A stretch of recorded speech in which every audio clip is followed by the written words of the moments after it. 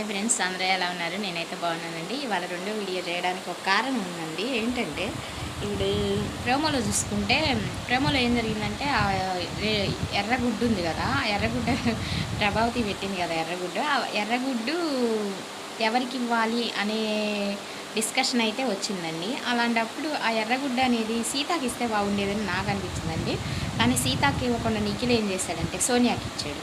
ఇంకొక విషయం ఏంటంటే అక్కడ సోనియాకి నిఖిల్కి అంతకుముందే గొడవ అయిందనమాట. చిన్న డిస్కషన్, గొడవ అంటే గొడవ, చిన్న ఆర్గ్యుమెంట్ అనేది వచ్చిందనమాట. అలాంటప్పుడే సోనియా ఏం చేసింది, నేను ఎమోషనల్గా అలా చేస్తున్నాడు, ఎమోషనల్గా బ్లాక్మెయిల్ చేసినట్టు మాట్లాడతాడని సోనియా అభయ్తో అంటుంది. అయితే ఆ అభయ్తో వచ్చి నిఖిల్ ఏమన్నాడు, నేను ఉన్నట్లు నా క్యారెక్టర్ బట్టి నేను ఉంటాను, నా క్యారెక్టర్లోకి వచ్చి తను ఇలా ఉండకూడదు అలా ఉండకూడదు అన్నట్టు చెప్తుంది, నాకు అది నచ్చట్లేదని నిఖిల్ అన్నాడు అనమాట. కానీ అంతలోనే ఏం జరిగింది, బిగ్ బాస్ ఈ అనౌన్స్మెంట్ ఇవ్వగానే గుడ్ ఎవరికి ఇస్తే వాళ్ళు కంటెండర్ అవ్వచ్చు అనమాట, చీఫ్గా.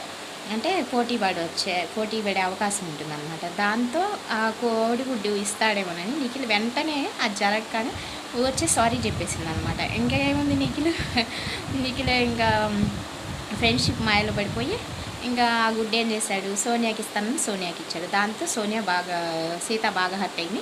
ఇంకోటి ఏంటంటే ఈ విష్ణుకి సీతకి మధ్య కూడా డిస్కషన్ జరిగిందనమాట.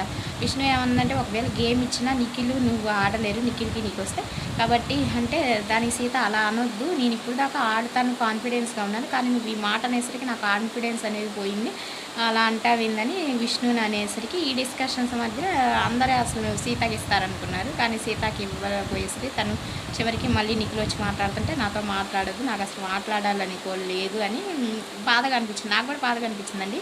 సీతకి ఇస్తే కొంచెం బాగుండేది అని అనిపించింది. అదండి విషయం. నా వీడియో మీకు నచ్చితే తప్పకుండా లైక్ చేయండి, షేర్ చేయండి, సబ్స్క్రైబ్ చేయండి. థ్యాంక్ యూ అండి. Thank you very much.